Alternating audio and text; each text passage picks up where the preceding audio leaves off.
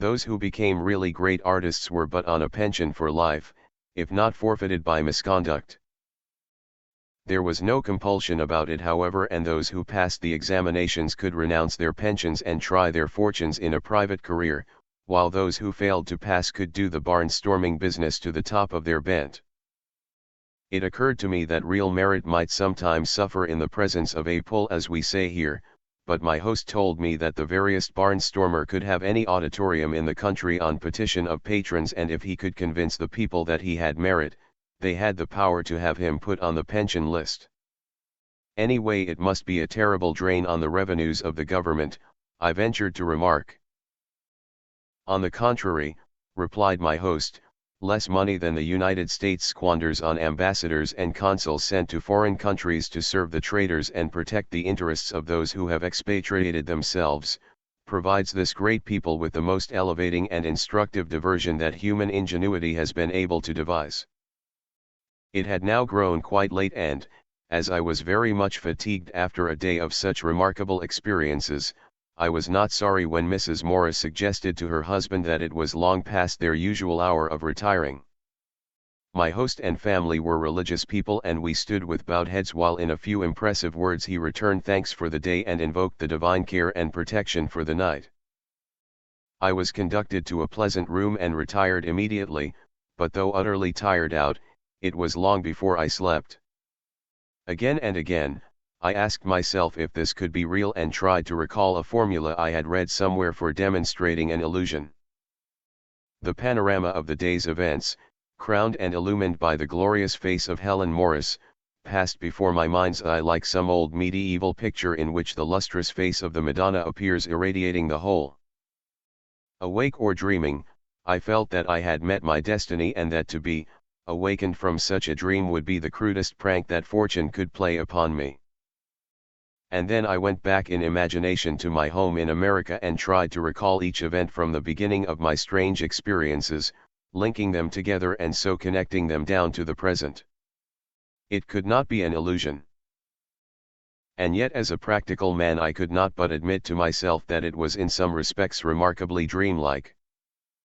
Here I was, a bachelor of 26, who had met some of the most beautiful women in America without having my heart even touched, and yet I was already deeply involved with the first and only young women I had met in this wonderland, and after an acquaintance of only a few hours.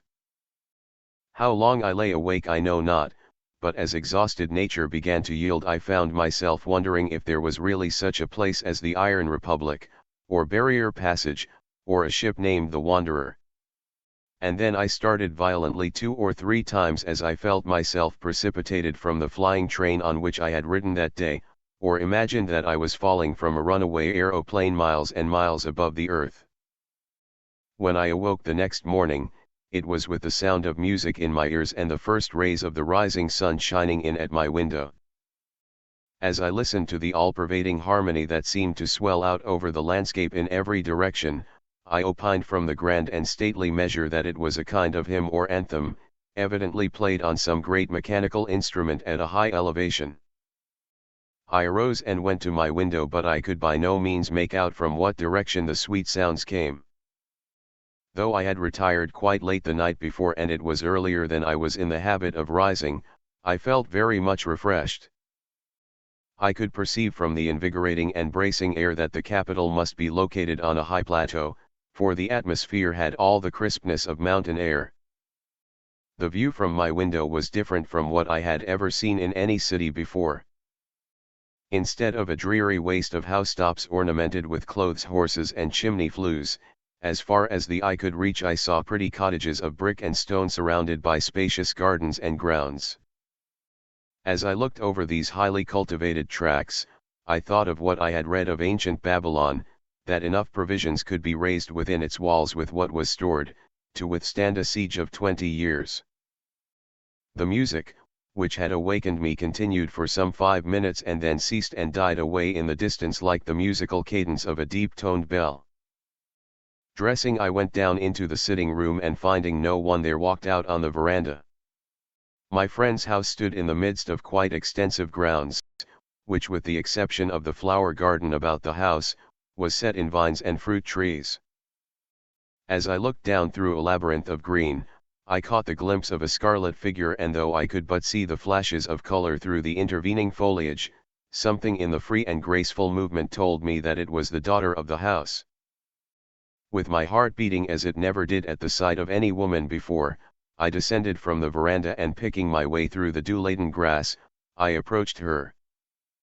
She did not see me as her face was turned the other way, and I had the opportunity of admiring her beautiful form in another garb and with different surroundings. She wore a knitted scarlet jersey that fitted perfectly and was belted about the waist with a hempen girdle. Below the girdle, it broadened into a skirt that fell gracefully to the tops of the waterproof boots of oiled canvas that buttoned quite up to the knees. The tight-fitting sleeves covered her wrists and the turned-up collar completely hid her white neck and throat. Her hair fell in tresses to her waist, and but for the jaunty straw hat that surmounted the whole, she would have been almost a facsimile of an American Indian maiden as they are pictured in the old school books. She was picking grapes, and as I came up, she turned and greeted me with a smile. I had wondered when I came out, if she would appear as enchanting under the severer ordeal of daylight and sunshine as she had the night before, and the first glance showed her to be even more so. Her cheeks were as rosy as a sun-kissed peach, and her deep brown eyes seemed to have caught an opaline tint from the morning sky. Although she looked so charmingly fresh and beautiful that had I dared I would probably have made a fool of myself. As I feasted my eyes on the fresh loveliness of her face, she blushed slightly and looked down into the basket she carried on her arm. "You are an early riser," I said, taking the basket from her and pulling down the vine from which she had been picking grapes. "It is our custom to rise with the sun," she replied. "I am glad to find that you did not wake up in America this morning." "If I had," I said, looking into her face so ardently that her eyes fell before mine, "I should have been the most miserable man in that country." "Did you wake in time to hear the matin?" she asked lightly, as if to give another turn to the conversation. "Do you mean that grand music that seemed to pervade everything?" "Yes, that is the matin and is played every morning at sunrise." "Did you like the music?" "Indeed, I thought it was magnificent." "Oh, thank you," she said with a gratified smile, "it was by a very dear friend of mine, and I am so glad you liked it." "Indeed," I exclaimed, "and who is this accomplished friend?" "Professor Hallam of the National Conservatory." Those few words robbed the sun of half its brightness and the world of half its charm to me. Even the grape that I had put into my mouth seemed to lose its sweetness. After all, this brilliant creature had a very dear friend, and what interest could she possibly take in me further than to indulge a generous sympathy for a wandering and lost man without a people and without a country? "Does he play this hymn every morning?" I asked. "Oh no, indeed. As a rule he improvises a new piece every morning and never plays the same one 2 days in succession, unless there are special requests for it to be repeated." "He must be a wonderful man," I remarked, "to improvise such wonderful music, but it is more wonderful still, that he should be able to repeat such improvisations afterwards." "He doesn't do that," she answered. "Everything that is played on the grand harmonium, is by a mechanical device, registered, that is, a copy of the music is made and can be preserved."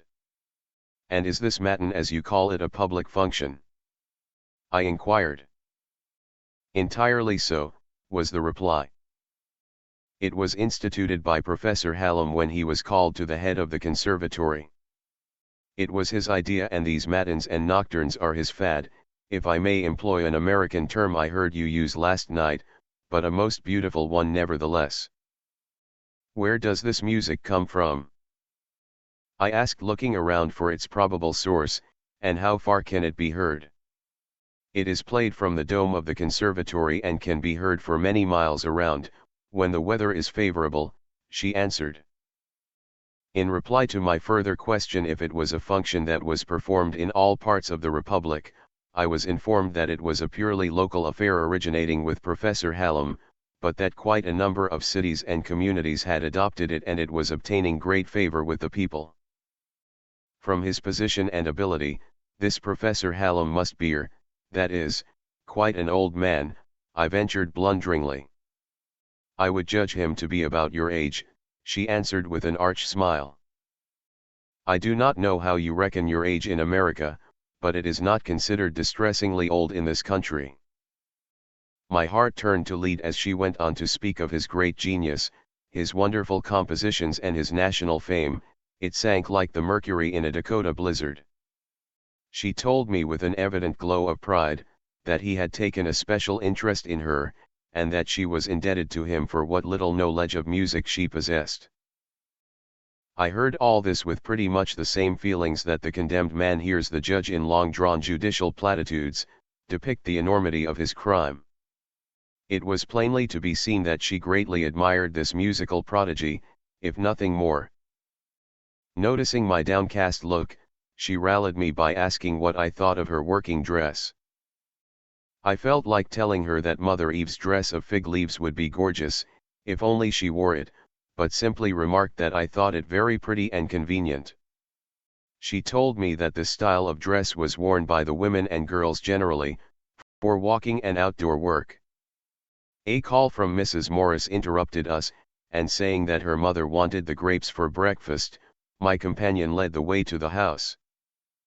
Arriving there, she took the basket and telling me that I would probably find her father in the library, she passed into the kitchen through the back door. On entering, I was warmly greeted by my host and in a few minutes breakfast was announced. The meal was simple but most excellent, consisting chiefly of cereals, with butter, milk, and fruit. Coffee was also served. After a short invocation by the head of the house, we took our places at the table in the same order as the evening before, and without the slightest pretense at formality or ceremony, the breakfast was served. After a few minutes' conversation, mostly referring to my impressions of my surroundings, Professor Morris remarked that it was their custom, in lieu of conversation, to take the current news during the meal hour, especially at breakfast. He was a very busy man, he said, and tried to dispose of the day so as to get the most out of it. Then at the request of her father, Miss Helen rose and going back into the front room manipulated the telephone in some way and returned to the table. Almost immediately, a voice began to speak, apparently from overhead, and looking up I noticed another transmitter in the center of the ceiling similar to the one in the front room. Clear and distinct came the words, as if a good reader was reading from the columns of a newspaper. Ironia, 7 o'clock. Morning resume. And then followed general news reports from every part of the Republic, agricultural and government reports, local news items, and in general the matter which goes to make up the news pages of our daily papers. There was a condensed account of the voyage of the Wanderer, from an interview with Captain Brent, and an item stating that I was the guest of Professor Morris of the Naval College. We lingered at the table some minutes after the meal was concluded to get the sum of this resume, and it still continued after we left the room. We had gotten all of the current news though, and my host could not spare the time to take the literary review, which followed. For an hour or two more, I was informed this resume would continue, giving out reviews, essays, poetry, fiction, humor, and purely literary matter of every description, which the ladies enjoyed at their morning work. To be continued. Chapter 5. When we left the ladies and passed into the library, my host informed me that he was at my service for the day and would take pleasure in showing me about the city, which besides being the capital, was one of the most beautiful in the Republic.